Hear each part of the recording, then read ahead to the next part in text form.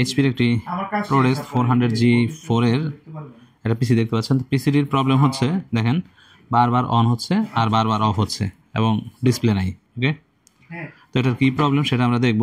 তো এটা অনেক সময় প্রবলেম হয়, এই বায়োস ব্যাটারিটা যেটা আছে এটা নষ্ট হয়ে যায় বা ডাউন হয়ে যায়, অথবা ধুলাবালির কারণে যে র্যাম আছে এই র্যামটা প্রবলেম হয়। তো এই দুইটাই আমরা আগে চেক করব। দেখেন বায়োস ব্যাটারির ভোল্টেজ কিন্তু ঠিকই আছে। ওকে, তারপরে আমাদের এটা বারবার রিস্টার্ট নিচ্ছে। তো আমরা এখন র্যামটা চেক করব, র্যামের মধ্যে সম্ভবত ধুলাবালি জমছে, এবং যদি না হয় সেক্ষেত্রে আমরা বায়োসের যে ব্যাটারি আছে এটার মাধ্যমে বায়োসটা রিসেট করব।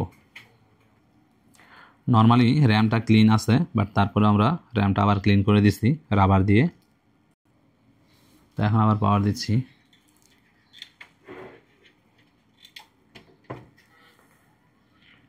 সম্ভবত চালু হয়ে গেছে, ডিসপ্লেও চলে আসছে। ফাইন।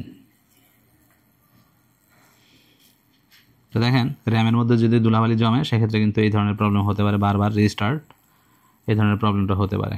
তো এই ক্ষেত্রে আবার এই যে বায়োস ব্যাটারিটা আছে, এই বায়োস ব্যাটারি কিন্তু ডাউন হলে এই ধরনের প্রবলেম হয়। সেক্ষেত্রে বায়োস ব্যাটারিটা উল্টায় 10 সেকেন্ডের মতো রাখবেন, রাখার পরে আবার, আর যদি ব্যাটারি একেবারে ডাউন হয়ে যায় সেক্ষেত্রে ব্যাটারিটা রিপ্লেস করতে হবে। ধন্যবাদ।